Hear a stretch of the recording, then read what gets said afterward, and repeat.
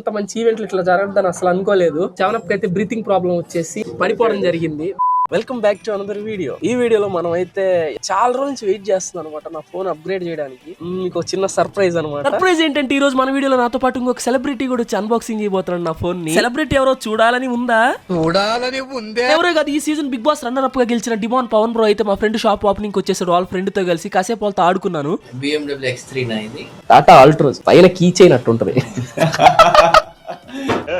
మీరు ప్రేమ ఈ రోజు అందరూ ప్రేమ అది సినిమాలో ఇద్దరు అమ్మాయిలు లవ్ చేస్తే ప్రేమ అంటారు, బయట అయితే కామం అంటారు.